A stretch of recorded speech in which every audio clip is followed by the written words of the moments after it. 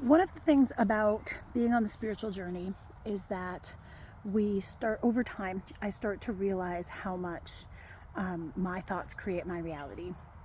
And when I start to realize that my thoughts are creating my reality, then I'm able to start taking responsibility for the thoughts I have and what I'm creating. And so what happens as you get more experienced at this process is that there start to be themes that come up in the experiences that I'm having. And one of the teachings that really helped me was to realize that what happens outside of myself is reflection. And when people talk about the it helps me to imagine it's like a computer game. I'm not saying it is or it isn't. I don't really know. But if I imagine it's like a computer game, it helps me to sort of imagine what it would be like to kind of step back from the experience that's happening around me and observe it more neutrally. And there are spiritual teachers who talk about this, how you step back and you're observing your life. And that way, as you see the things that are playing out in front of you, the experiences that you're having, when you're able to step back from the triggers and the emotional things that are happening, we're able to see the way that things are working in a way to help communicate to us what it is that we ourselves need to work on. And so I notice that lessons come in themes, they come in cycles. And one of the ways that these lessons are able to communicate themselves to me is through moon cycles. And so you have a cycle of the moon, and so you have a new moon, and then for 2 weeks that moon is growing and growing and growing, and then after 2 weeks it's a full moon, and then for 2 more weeks then it's shrinking, so to speak. I mean, technically, obviously it's not shrinking, but the what we see of the moon is getting smaller or waning, and then we end up with no moon for a day or two, and the new moon begins again. And what has been taught to me, and what makes a lot of sense and seems to be the way that things go, is that for the first 2 weeks during the beginning of a moon cycle, you have lessons that are kind of introduced to you. And then sometimes there'll be a conflict, something will happen, and then the full moon happens and it kind of comes to fullness.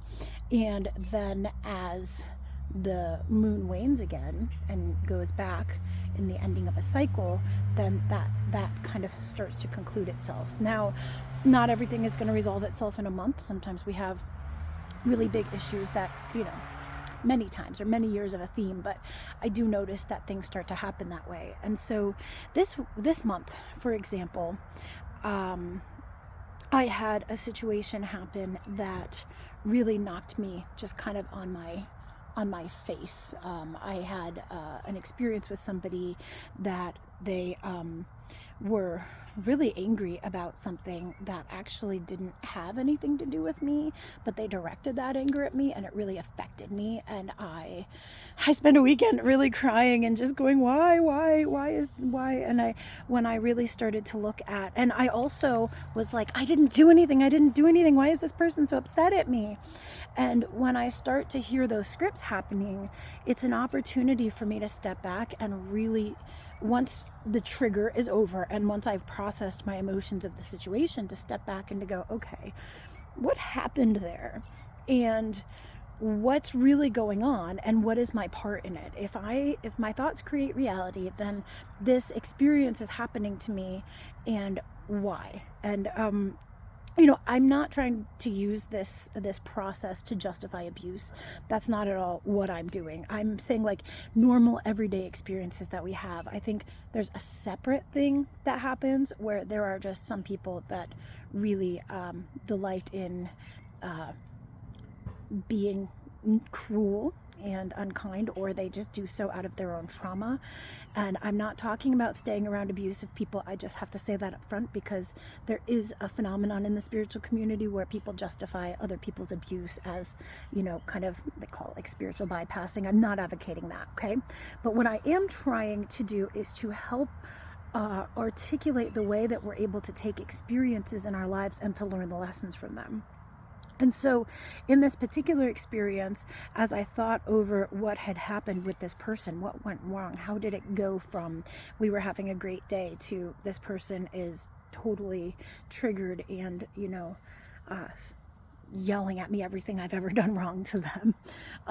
You know, and when I was able to step back with it, and when I was able to get counsel from a couple trusted people in my life, I was able to recognize that there was a situation that was an emergency dental situation that I had in my own personal life where I was in a lot of pain, and I pushed myself through that pain to go do this thing with this other person, and that because I wanted to show them that I love them, and I wanted to make them happy, and I wanted to honor the commitment that I had made to do the thing, and I wanted to spend time with them.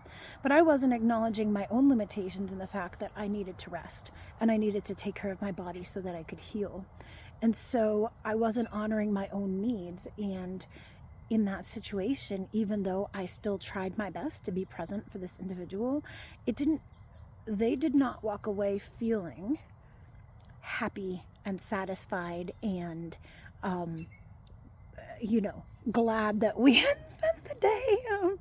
And so I realized at the end of this, like, wow, if that was that person's takeaway anyways, it really would have been okay for me to say, I'm so sorry, I love you so much, but I actually need to postpone this because I just had emergency dental surgery and I need to take a day to sleep and rest and heal. I hope you understand, and let's reschedule for next week. I absolutely could have done that, and I didn't. And so the lesson for me was about honoring myself, and the lesson was also in not taking things personally, because the experience that the other person was having was their experience, and while I was a part of it, one of the things that helps me is when I am able to, when somebody accuses me of something and I sit and I'm like, okay, is what that person is saying true? Am I really, selfish, or am I really judgmental, or am I really like any of the things that people sometimes will yell at you when they're really mad?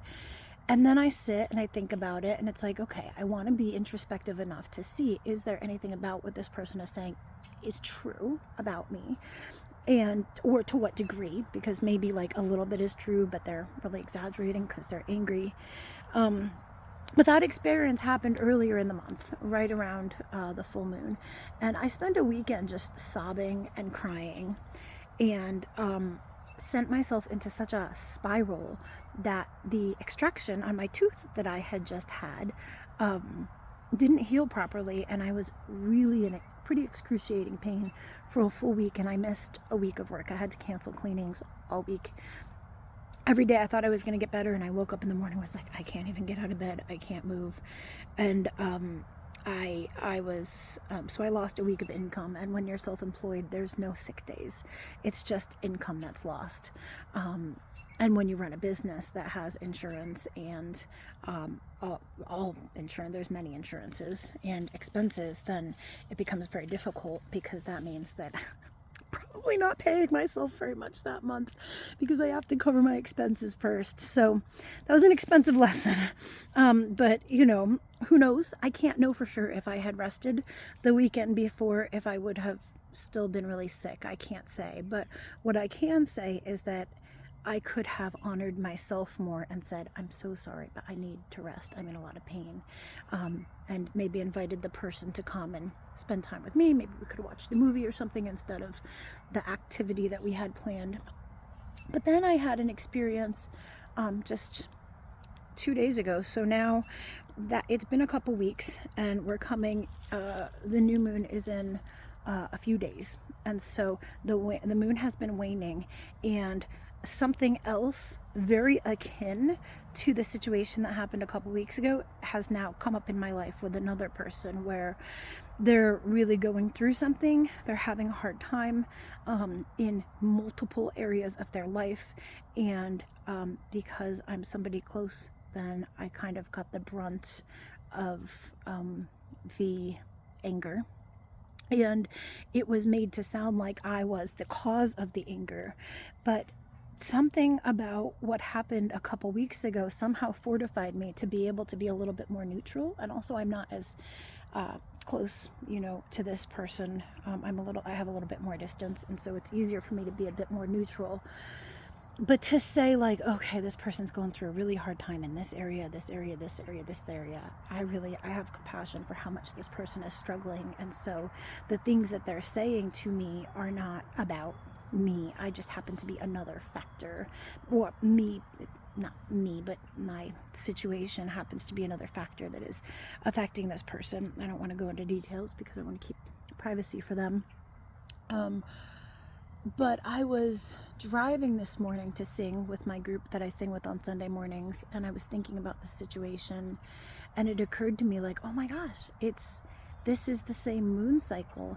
This is a repetition of a similar pattern for me, and it's a little bit hard to put it into words, especially in like a 10-minute video, but I was able to sort of feel the lesson that was coming for me about this, and to realize that if I'm able to be compassionate and present for this person in this situation with boundaries, this does happen to be a person that has caused a lot of distress, or has the potential to cause a lot of distress, and so I've been able to hold like a pretty clear boundary of like, we need to have space from each other, and also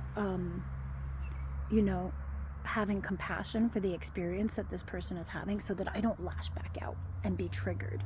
And so I'm not triggered in this situation the way that I was triggered in that situation a couple weeks ago. And I was thinking about it today. I was like, holy cow, that's progress for me. And so this is the way that this is the way that the spiritual journey kind of communicates itself for me. This is one of the ways that, to me, the spiritual journey, it's not about gods outside of ourselves. The gods and the deities outside of ourselves are an expression of human nature. They are archetypes. They are personalities that help us kind of see different aspects of ourselves and behavior, and help us to deal with them. And I think that there really is something really interesting to this idea that we're in a hologram, or in a virtual reality. And, I have spent over 10 years in spiritual community, learning that the world around us is an illusion, and that our thoughts create our reality, and all of these things. And as we start to when I start to think about like hologram theory or virtual reality sort of idea, I'm like, oh my God, like that could even be it. But there was just no way to articulate that. I don't know. I mean, my personality is such that I like to leave my mind open to the potentials, because I don't want to be a closed-minded person. And also I have to ground myself in what I can, the scientific method of like what I can see, smell, taste, hear, experience directly. And so I don't eliminate it as a possibility, but I'm also not going to, be fully just committed to this without any other openness. So, but this idea that we have these themes, and that if we can sort of start to observe the experiences that we have and step away from the triggers as they happen, then we're able to kind of start to see the themes more. And so I think it's really powerful. It's been a really powerful practice, and it's the most powerful aspect of the spiritual walk. And the other tool that I have in the context of this spiritual practice is that when I am triggered, when there is big emotion, when there's something heavy that I'm trying to work through, but I'm also trying to step away and not be a slave to the experience that my ego is having, I can go into that prayer, I can go into the chanting, I can go into the song, and the energy of it is just this pillar that is able to burn everything away. And so when I'm fully grounded in that space, and we're really in this place of holding light and connecting, this is the other way that the archetypes of the deities help,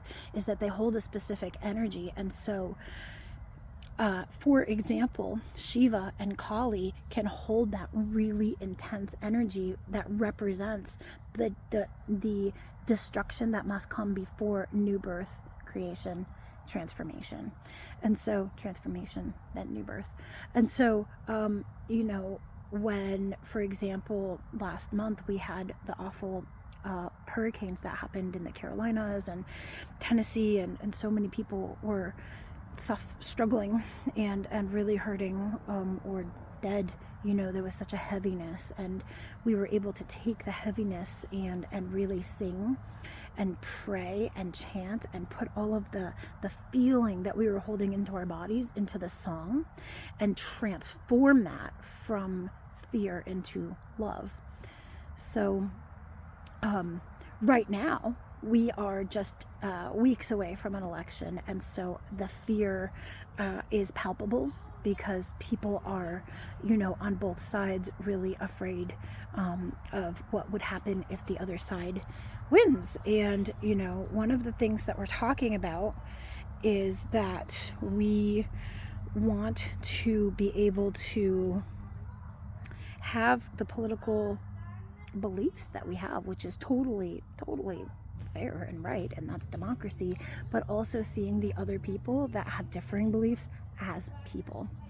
And so that's the thing that is I'm sorry, my daughter's behind me and I can't even focus anymore, which is a little frustrating because she knew I was here making a video, but that is the life of a mom. So I'm gonna try to start this over again. Okay, I'm back. I don't know if I'm gonna edit that out or not. I think it's good to see real life. I was talking to somebody today, and talking to two people. One person saw this documentary about healing the divide in our country, and it was a non-political documentary that was talking to people from both sides. And somebody was sitting next to me, and she said, really, seemed like she was grieving this, because she said, well, how do I talk to a person who is a Trump person, when I'm so scared that Trump is a threat to democracy and that he's going to be a dictator and that he's going to do these things. And, she started to talk about a lot of things that she has heard about Trump, and she's terrified. She actually almost started crying because she said, I don't want this to be like Germany. And like, that fear is really real. And I think we need to acknowledge that people very sincerely feel what they feel when it comes to politics. And one of the things that we were talking to her about is that, the caution of feeling that way, or of having your belief about a political candidate, and also being able to see, not to take that the next step to say, okay, well, everybody that supports Trump is a racist, tyrannical, wants to overthrow the government. How, and I understand, because it's hard, because people say, well, how can anybody want to support a dictator? And, for me, as somebody that's been watching both sides, I said, well, honestly, it's really scary to me too, some of the things that I hear the Democratic Party saying, wanting to take away free speech and things like this. Like, that to me also is government overreach, and it scares me. And so I don't know, it honestly seems like we were better at having these conversations 20 years ago than we are at having them now. But being able to step out and converse across the divides, even though it makes us uncomfortable, is really important. And it's another way that we can take a step back from our identity or our ego and the triggers that we have. So in politics right now, I think a lot of it is fear and self-righteousness, well, we're the right ones, and I'm terrified if you guys get in who are not the right ones, you're going to destroy the world. And I think people have always thought that about politics. And I think if we really are on the brink of the world being destroyed, then we need each other. And I think that as a country, if we are divided, then we are more vulnerable to outside attacks. And so I am trying myself to make the practice of, okay, here's the person of Elizabeth Henderson, the personality of her and the experience that she's having. And back here, here's the part of me that doesn't die. Here's the part of me that is observing the experience that's happening. And I'm able to be more, I try to imagine that I'm like watching it on a movie screen. And so when I start to feel these really strong emotions, particularly guilt and fear. Guilt and fear are emotions that people use to impose upon us so that we can be more easily controlled. This is really, really important. Guilt and fear are powerful for getting other people to do what, someone wants them to do. It's a way of control. Guilt and fear are how they try to control.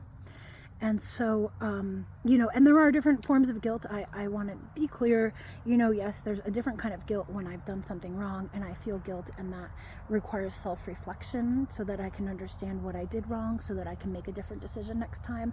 That's part of taking responsibility. But being made to feel guilty for something that it is not mine, well, that's where I need to be a person of self-awareness so that I can separate myself and say, okay, do I own this? Should I feel guilty about this thing that I did? If so, then,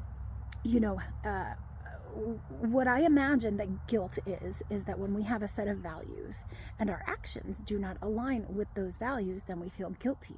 And so I can go back, I re-examine the experience that happened, my actions in it, and I say, okay, did my actions align with my values? Did I act in a way that I believe is the correct way to act in this situation? So let's just say for me, I had a parenting experience and my daughter was doing something that maybe was just something that kids always do, but I had a low tolerance and maybe I yelled at her and she walks away crying or something, and then I feel guilty. I'm like, oh shoot, I shouldn't have yelled at her. I feel really bad.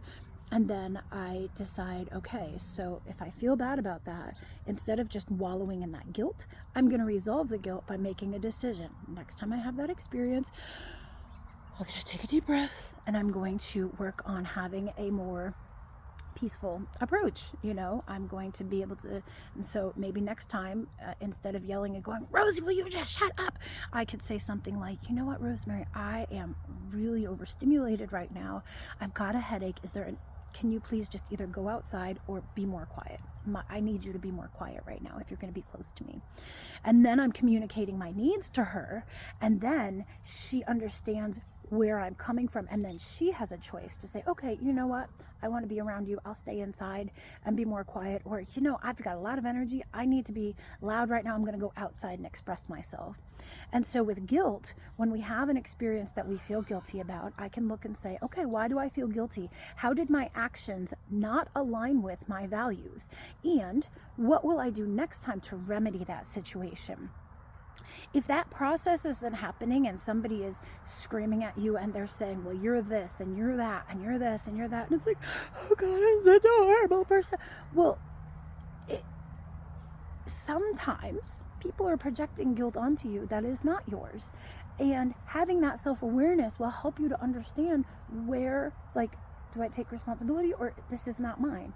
And if it's not yours, then you separate yourself from it and you have compassion. You say, I can see that this person's really suffering. I can see that they're really triggered. I can see that they're not seeing clearly, and I am not going to take what they're saying personally, because actually they're saying that to everybody around them and they're creating this drama with everybody around them. So this particular situation is about them. And so then my personal responsibility becomes, how do I handle that? Do I cry and go, oh my God? Do I get triggered? Oh my God, they're so mad at me. How can they think that? How can they say this? They know I... For me, as a person who is taking responsibility for my experience, then I say, oh, I'm triggered. I got triggered. I let this person, and they were, off-gassing their energy. They were really upset. It got directed at me. I took it into my body, and now I'm freaking out. I've got all this anxiety. Okay, what am I going to do to ground my energy? Am I going to go take a shower? Am I going to go sing? Am I going to go work out? Am I going to go make a great meal and hang out with friends? Am I going to go, what do I need to do to bring myself back to myself?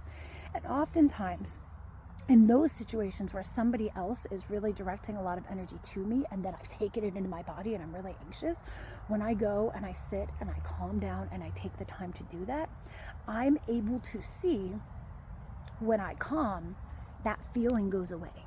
And that's how I'm able to distinguish if it's mine or theirs.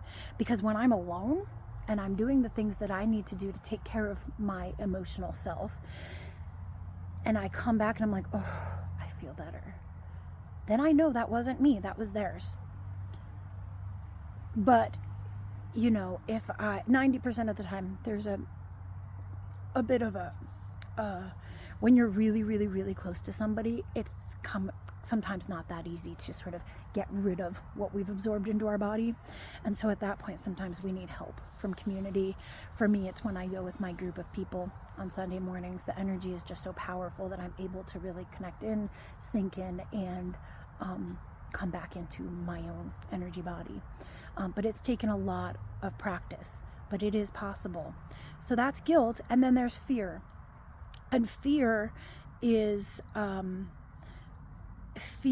really, really, really powerful emotion. And I think that, you know, I'll do a whole video about fear because it's not really something that can be articulated. But, you know, in the Bible, Christ said that perfect love casts out all fear. And so I'm not particularly Christian. I'm not conservative religious Christian, but there's wisdom and there's truth in all of the spiritual traditions, and this is a kernel of truth that it feels right through my whole being, that perfect love casts out fear. And so what way can we tap into perfect love? Remember that we are divine beings, hold that light in our body, and remember, like, okay, we're having an experience on earth, we're here for a certain reason. When it's my time to go, it's my time to go, and I'm not afraid to die. Those are all things that have also taken me years to sort of make peace with, but they bring me to a place of peace within myself to say, okay, I can navigate this world with strength, I can respond to what I need to respond to. I'm certainly, as a 42-year-old mother, going to be involved in politics because I think it's really important for the world around me. But how can I do it in such a way that I still maintain my core and who I am and not get swayed by all the fear? And, you know, when we're around other people that are constantly speaking that, then we take that into our bodies, just like the guilt. And it's like, oh my God, I'm feeling so afraid. And so that's when I come back again. It's another kind of trigger. And so if I can identify that I am triggered, then I can step away, do what I need to do to calm, center, and ground myself, step back, watch it like it's a movie, be more objective, and then I can approach and make a decisive decision about how to handle the situation that will be more effective and efficient because I'm not just acting out of trigger, out of fear. I'm not just reacting. So, yeah. These are all fantastic conversations. Please share your thoughts with me. Please share your experiences with me. Tag me in videos. And I just want to have the conversations, and I appreciate you all being a part of the conversation. So blessings, much love, and we'll see you again soon.